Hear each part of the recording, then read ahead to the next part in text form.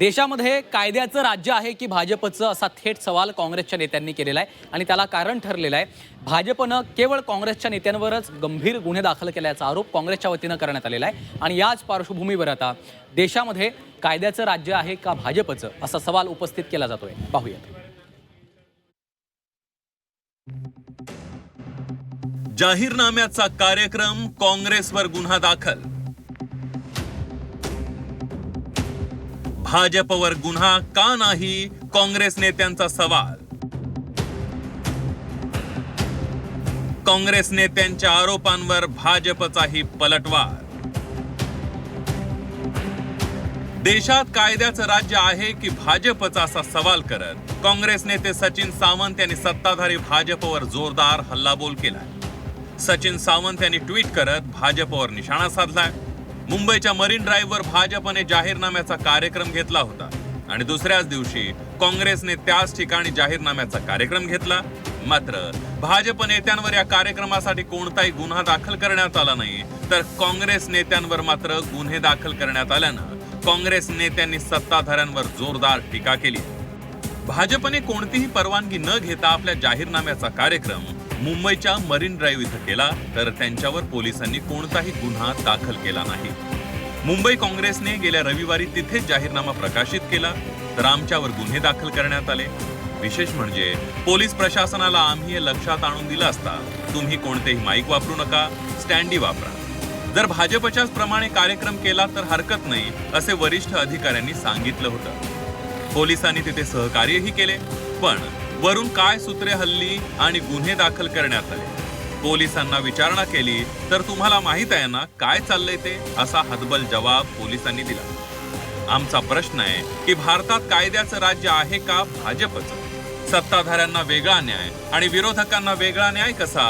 न्यायालयात आम्ही ही लढाई लढू, पण जनतेने देशात हुकुमशाही सुरू आहे हे ओळखावं. जाहीर निषेध, असं ट्विट करत सचिन सावंत यांनी भाजपवर निशाणा साधलाय.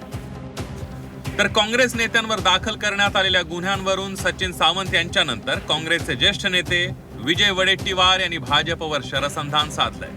अशा प्रकारे आवाज दाबून विरोधकांना संपवण्याचा हा प्रयत्न असल्याची टीका वडेट्टीवारांनी केली.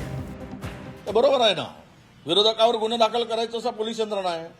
तुम्ही काही धिंगाणा घाला, तुम्ही काही नाच करा, तुम्हाला कोण अडवणार नाही. तुम्ही कापून टाकायची भाषा करा, तुम्ही कोणाला मारून टाकायची भाषा करा, गुंडांना सोबत घेऊन चला, काही फरक पडणार नाही. कारण त्यांना मुभा आहे, सरकार आहे ना. महाराष्ट्रातील जनता उघड्या डोळ्याने बघताय.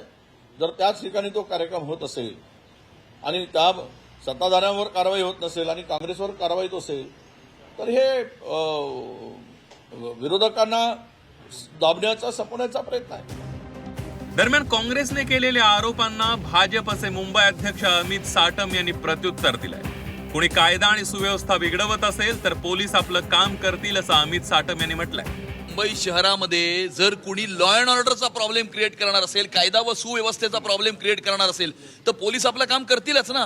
कार्यक्रम करणं आणि कायदा व सुव्यवस्थेची परिस्थिती निर्माण करणं याच्यामध्ये फरक आहे. त्यामुळे काँग्रेस पार्टीकडून काय केलं जात आहे? आमच्या कार्यालयावरती धावून येतात, कार्यालयावरती मोर्चे काढतात, अटॅक करतात, हल्ले करतात, प्रक्षोभक विधानं करतात. मग पोलीस तर आपलं काम करणारच ना. त्यामुळे कार्यक्रमाला विरोध नाही, कायदा व सुव्यवस्थेची परिस्थिती निर्माण करण्यावरती पोलीस नक्कीच कारवाई करतील आणि पोलीस त्यांचं काम करतील.